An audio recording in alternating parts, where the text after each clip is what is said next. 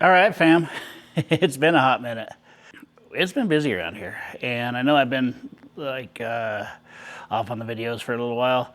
And basically, what you see behind me is the reason.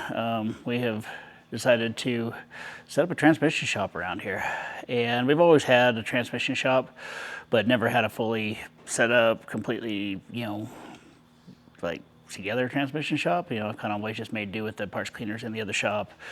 And the benches the way they were because it was only me. Well, we brought Elliot in. We've got him trained up. He does good. And so now we're rebuilding transmissions, transfer cases, stuff like that. Some manual transmissions and automatics. And we're kind of phasing that in. It's going to be a thing out here. And it's already a thing. We've done, 30, 40 units so far in the last couple months. And so that's why the YouTube and the videos and everything else has been off, like less of a priority, because this has been a huge undertaking. We've built benches back here. I've got my LS for the Trailblazer here. The shelves, we've redone shelves. We've got more stuff stacked, that sort of deal. And then behind me here, we got more build benches. More build benches. Back over that way. We got stuff everywhere. And so it's been a lot. And it took a lot of my time. I've done a ton of fabrication and a ton of work on this.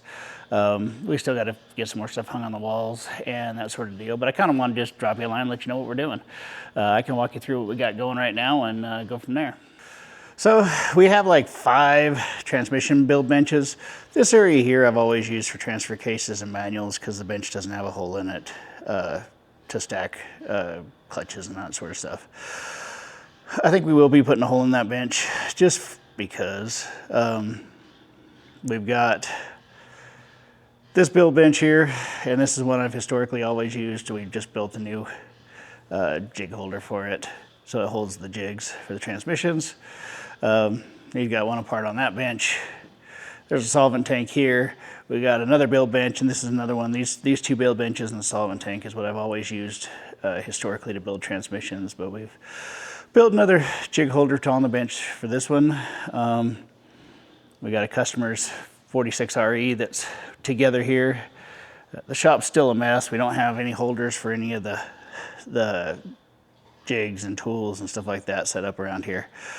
We're still getting the power and the pole and everything put in.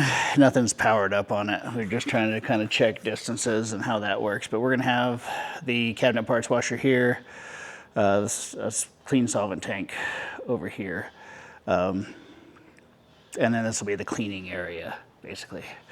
We got 2 more build benches over here. They were build benches my dad modified and restored years ago, and they used to sit over here, but we ended up taking them out and actually built a table dedicated for painting. And so it's been a lot.